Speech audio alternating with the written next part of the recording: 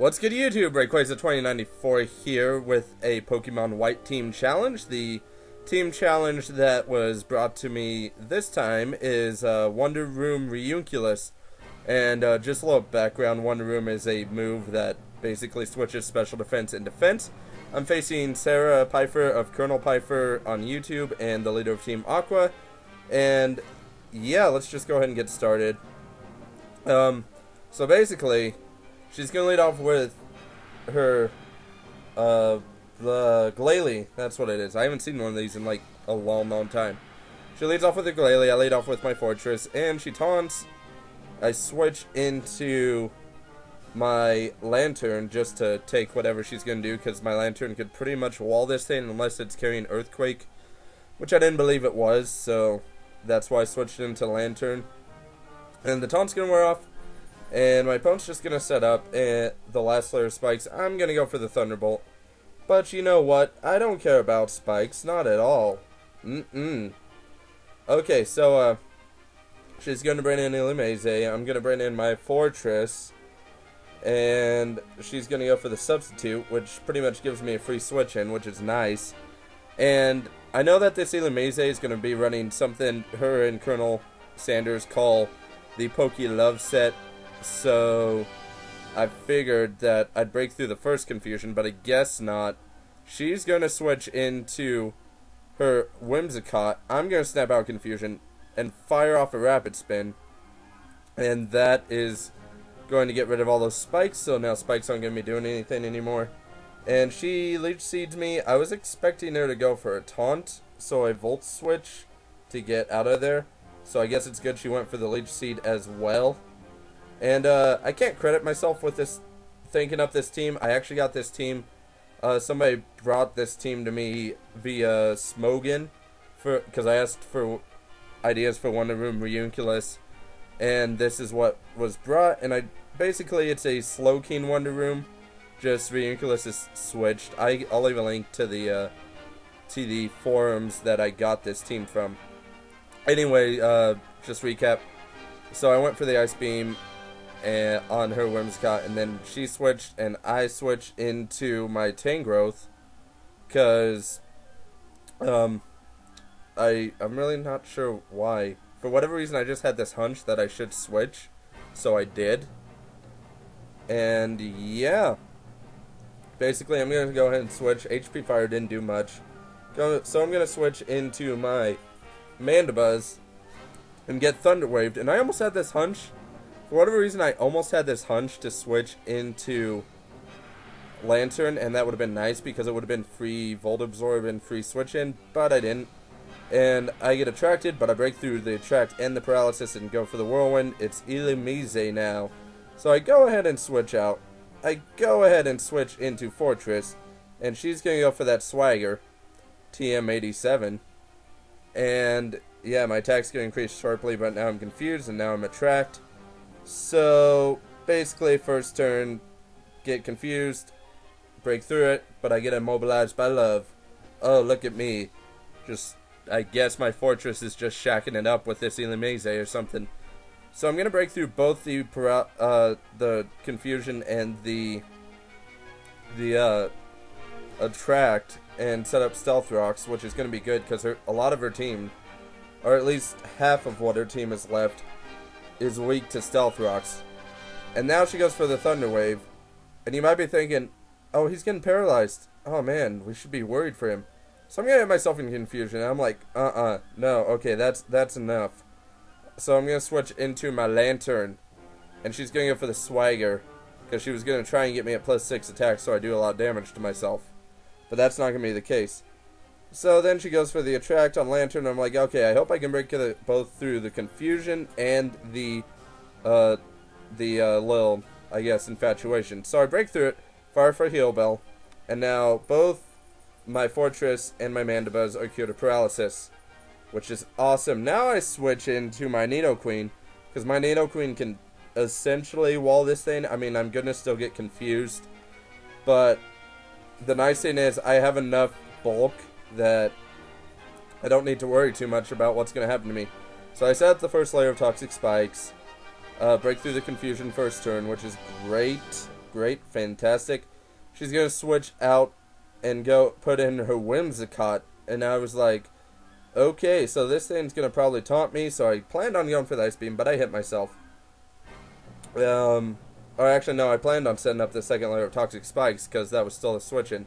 Here, I thought she was gonna taunt me, so I planned for a taunt, and then I went for the Ice Beam instead. I snap out of Confusion, and since she did the Leech Seed, I could have set up the Toxic Spikes second layer, but I guess that's just my fault for kind of over-predicting.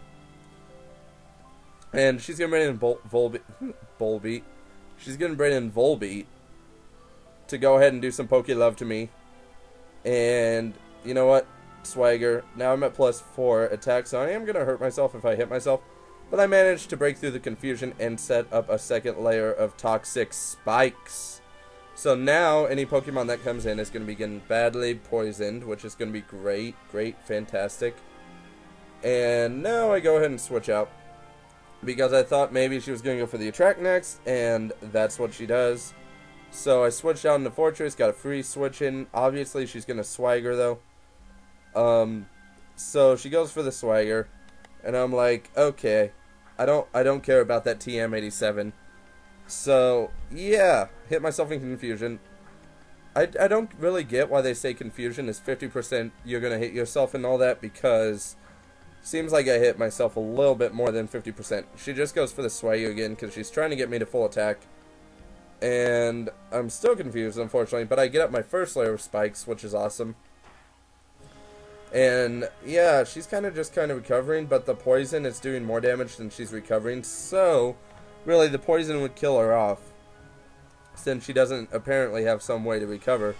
Then I snap out of the confusion after she sets me up for +6. I go for the spikes, get up the second layer of spikes, which is lovely and fantastic. And now she's going to Thunder Wave me, but that was okay, because now I'm planning to sack this Fortress. I just want to get up the last layer of spikes, which I do.